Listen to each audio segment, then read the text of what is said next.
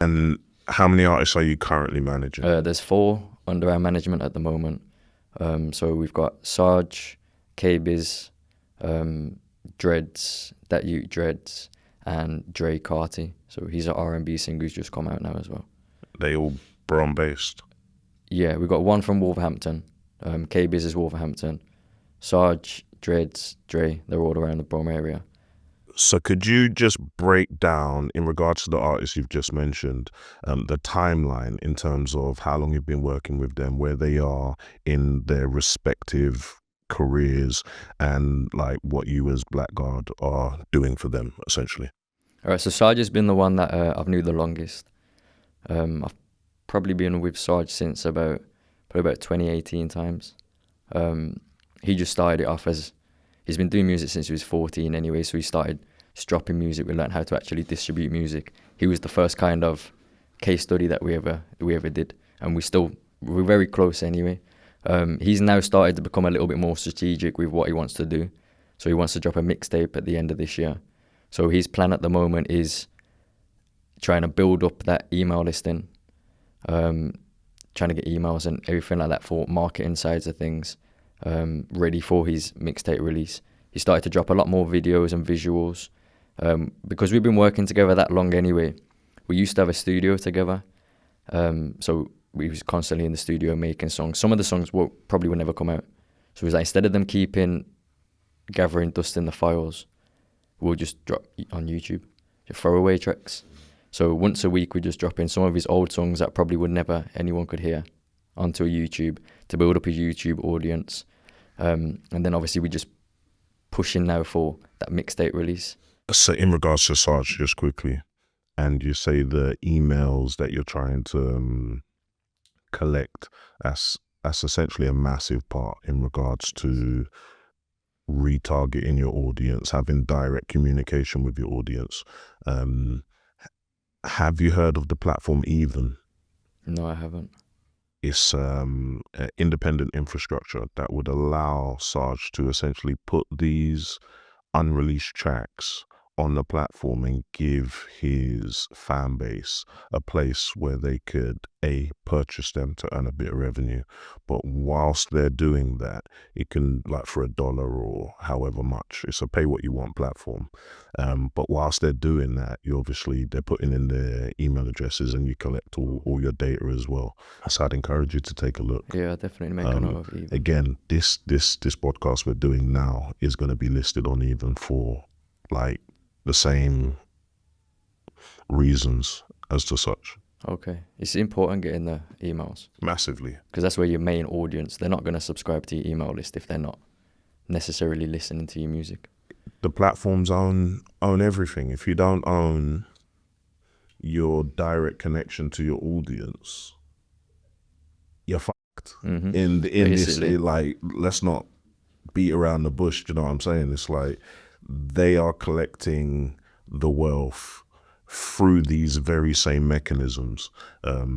But yeah, we'll talk more on that at a later date. So yeah, please continue with your next artist. Obviously, I wanted to branch out the production side of things a little bit because I'm doing a lot anyway.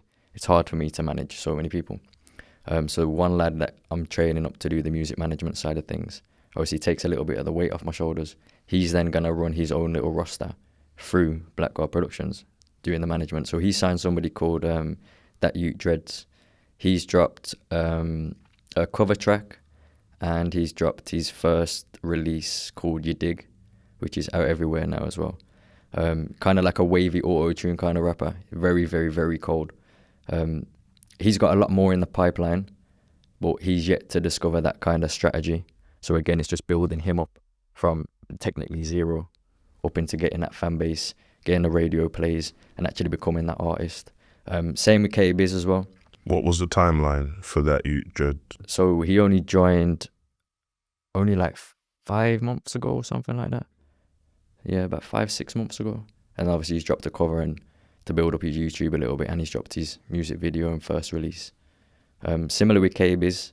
Like, K-Biz hasn't dropped anything under our management just yet. He's trying to find that strategy plan as well. Like, he's done a few things with the hardest bars. Like, he got a HB freestyle. he's got a lot of songs there, but he just hasn't had that time. It's more the procrastination side again. As soon as he gets that first one done, it's constant rollouts. But he's young as well, so he's just gone 18. So he's trying to find that balance between life and music and putting things into himself and putting the energy into himself. And is he under, would you say, your banner or your? Yeah, he'd be under my banner as well. Yeah, we met him. We met him at the Bouncer Hub the same time I met Kerry. To be fair, so I remember we grasped that opportunity. Sarge ended up performing a song that was going to be released like a week later, I think it was. So Bouncer done his talks and everything. Sarge came up with a mic, done his song. Obviously everyone's outside afterwards. We're doing a little cypher outside. And we've got the camera recorders there. We're playing the beat. Everyone's just dropping a 16 or 32 or something. And everyone's just rapping over this beat. And KB's came and done it. Obviously we put the day in the life thing out anyway. And all of those little cypher things at the very end of the video. And obviously I had to contact Biz. We got talking. Like I was starting to fuck with him straight away, to be fair. Just the way he's flow. Through his artist. Just from that little cypher thing. Okay, yeah. Like he didn't know us, came over, was like, yeah, let me drop something. He dropped it cold. You know what I mean? So he's only Wolverhampton anyway, it's not far from where I am. So obviously we got talking, we met up a couple of times, and then it's just got from there really. So I've told him the plan. I've told him like how we work, what we want to see from him. He's just got to put it into action now. And then we've got Dre Carty as well. So he's an R&B singer, which is a little bit different from what I'm used to. Obviously, I'm just used to drill, rap. Obviously, he's very, very, very talented. Like being in the studio with him, it's sick to see how he works. You know what I mean? Like he's got a producer he works with who's his best mate. So it's hand in hand with that one. So we go to the studio. He uses my barbershop as well as a way of writing. So, you know, it's just quiet. You know what I mean? After hours, it's quiet. He'll put a little visualizer on. He'll play the beats. He'll write in the barbershop till like 1, 2 o'clock in the morning. Because other than that, it's in his house, which is distractions. Or it's in his car, which again, isn't the greatest space. So he'll go to the barber, he'll ring me, can I have the key? I'll go and drop him the key. He'll be in the shop till 1, 2 in the morning. Just writing songs. And then he had a great opportunity not long back. He works in a bar as well, so he managed to meet with Jeremiah's producer in this bar that he works at.